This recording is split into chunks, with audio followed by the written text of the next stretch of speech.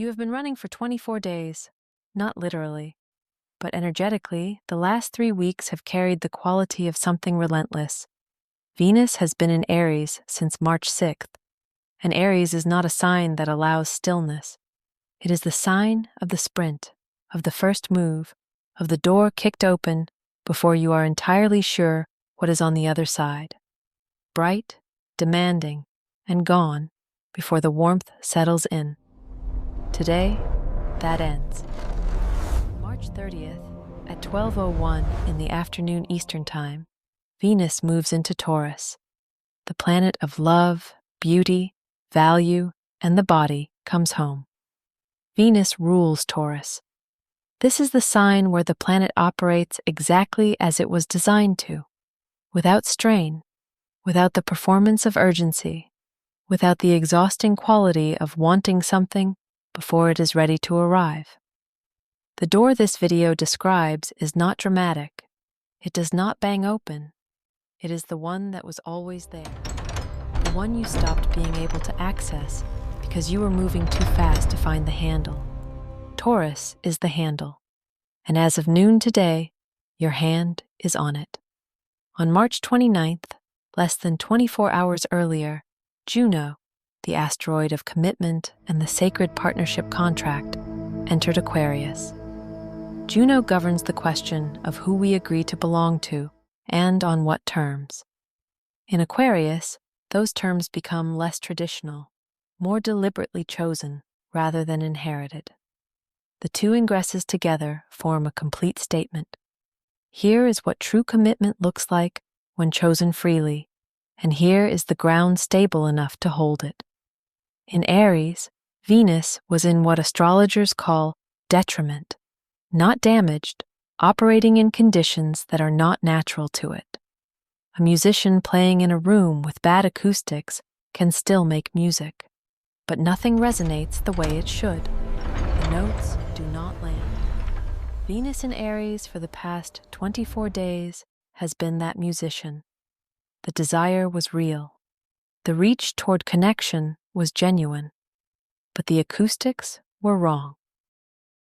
The speed of Aries does not allow Venus to do its deepest work, which is not initiation, but deepening, of staying, of moving from first impression to actual knowing. In Taurus, everything Venus touches has more density, more sensory truth.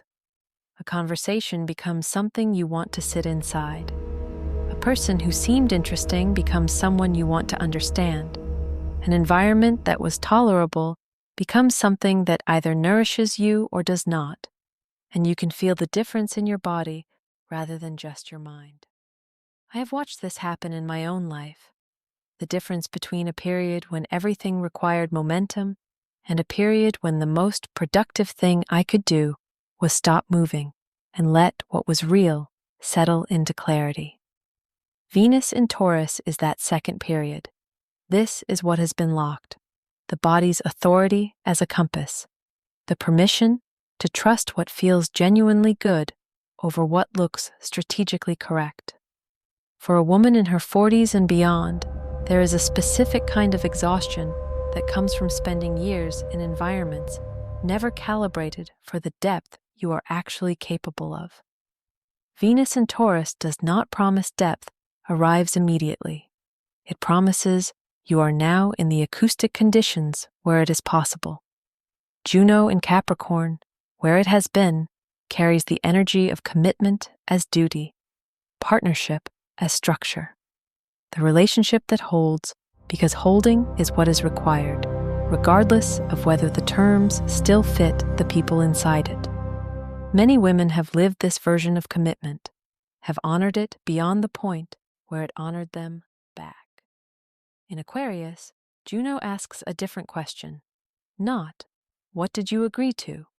But, what do you actually choose today, with full information about who you have become? Not, how do you uphold the form? But, what is the substance worth upholding? And what can be released now without betrayal of the real thing, only of the habit of it? This ingress does not dissolve commitments. It brings them into honest review. For those in genuine partnerships, Juno in Aquarius asks how to make them more true to who both people actually are now. For those in the space between, it asks what the terms of a new agreement would look like if designed by the woman you are today, rather than the one you were when you last let someone fully in. On April 1st, at 10:12 in the evening Eastern Time, the full moon rises at 11 degrees, 11 minutes of Libra. The Libra-Aries axis is the axis of self and other, of where you end and where the connection begins. A full moon in Libra with Venus freshly in Taurus is a specific sequence. The full moon illuminates what has been building in the dark, and what has been building during the Venus in Aries sprint, the unspoken desires, the friction that brought clarity, the understanding of what you are no longer willing to accept in exchange for connection. All of it surfaces into the light. I want to say something specific to a woman who has reached the point where she is no longer willing to perform availability she does not feel. The Libra full moon does not ask you to compromise yourself toward balance. It asks what balance actually looks like when it starts from honest self-knowledge rather than anxious accommodation. Venus in Taurus supports that reckoning. The body will be available as a guide in a way it has not been for 3 weeks. When something is right under this transit, it will feel right in the specific, grounded way that Taurus knows, not the electric rush of Aries, but the settling of something solid into place. The period from now through the full moon on April 1st is a precise combination. Venus in domicile, Juno in review, full moon on the relationship axis, and Saturn sextile Pluto, still active in the background, providing structural depth. Those who feel the frequencies understand that the way you receive determines what you attract, not in the magical thinking sense. In the simple relational sense, a woman who is grounded and present and honest about what she actually feels creates different conditions around her than a woman who is performing a version of herself that she hopes someone will want. Taurus strips the performance. What remains is the actual woman. Most people will move through this week focused on its surface. They will feel something softer and enjoy the slower pace without asking what the slower pace is trying to show them. They will wait for love to arrive without asking whether they are present enough to recognize it when it does.